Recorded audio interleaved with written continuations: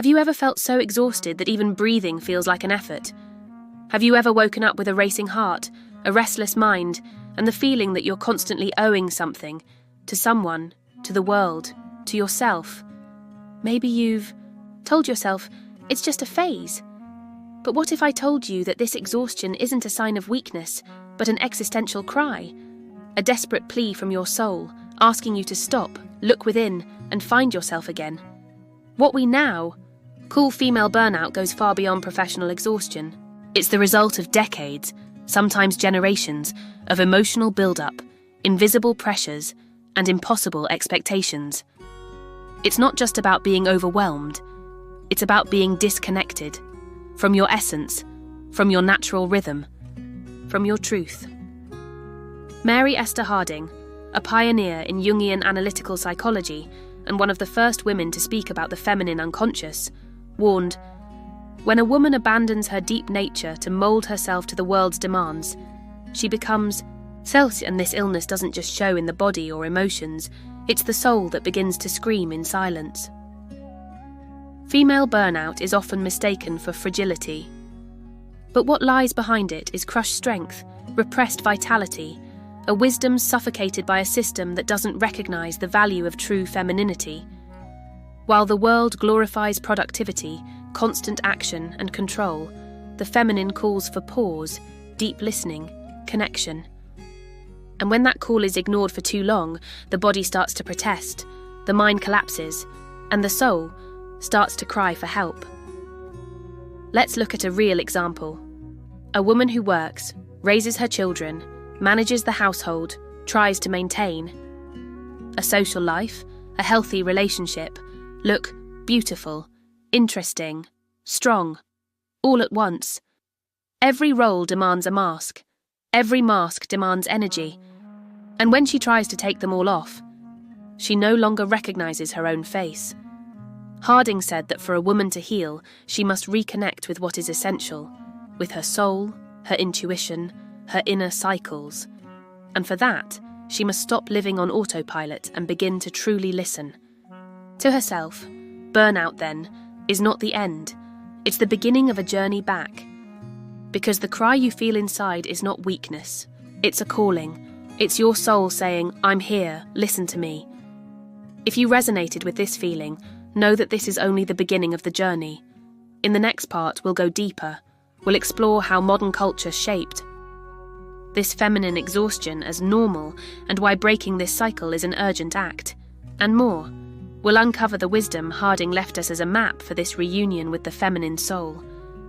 If this message touched something deep within you, take a breath, don't judge yourself, and stay with me for the next part, because you are not alone, and there is a path back home. Have you ever stopped to think about how exhaustion became a status symbol? How being constantly busy became a synonym for worth, competence, success?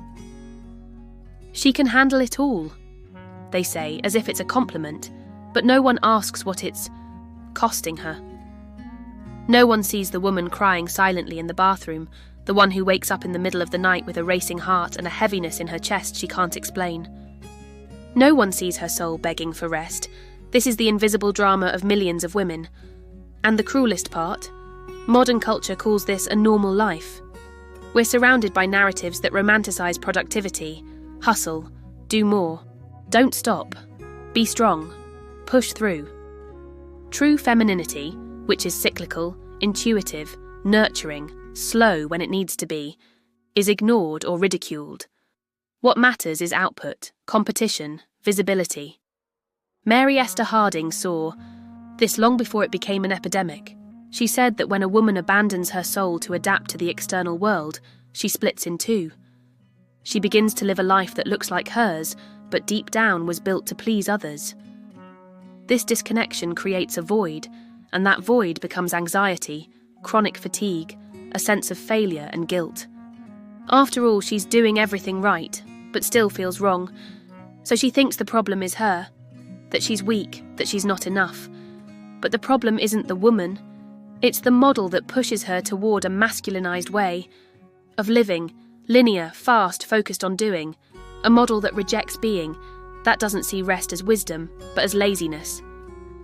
That teaches women to silence intuition, hide emotion, and maintain a perfect image, even when everything inside is falling apart. Think about how many times you felt like you couldn't stop, that you had to keep going. That saying, "I can't take it anymore," meant you failed. That's the invisible program running in the minds of almost every modern woman, a program installed by centuries of patriarchy, reinforced by performance culture, and now maintained by you, without even noticing. But here's the hard and liberating truth. No one can sustain this. Not you, not any woman. Harding proposes a return to what the feminine soul knows, but was taught to forget. That life has rhythms, that silence heals, that rest is also creation. That exhaustion is not weakness. It's a warning. If we keep living like machines, we'll break down like machines. And in our breaking, we'll teach our daughters to do the same. That's why it's urgent to break free from this sick normal. We must relearn how to rest, to stop apologizing for feeling, to stop blaming ourselves for saying enough. The way out isn't just individual, it's collective, it's spiritual, it's political, it's existential.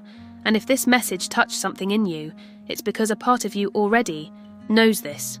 Something inside is waking up. In part 3, we'll talk about what to do with that awakening, how to transform the scream of burnout into a path of reconnection, how to use Mary Esther Harding's wisdom to build a new way of existing, one where you don't have to destroy yourself to be accepted. So take a deep breath and come with me. Because transformation begins the moment you decide you deserve something different, and you do deserve it. If you've made it this far, it's because something inside you is asking for transformation. And here's the good news, that something isn't broken. It's alive, it's awake, it's trying to remind you of who you were before you became. Overwhelmed trying to be everything for everyone. Mary Esther Harding deeply believed that a woman only begins to heal when she reconnects with what is most intimate, her soul. And that soul hungers for truth, for silence, for space, for belonging. It doesn't want to be productive all the time. It wants to be whole. But how do you reconnect in a world that demands from you 24/7? How do you listen when you've spent years ignoring your inner voice? How do you trust your intuition when everything around you screams for logic, efficiency, and control? The answer isn't in magic formulas. It's in the act of returning. Returning to the body. Listening when it says, "I'm tired," and not brushing it off.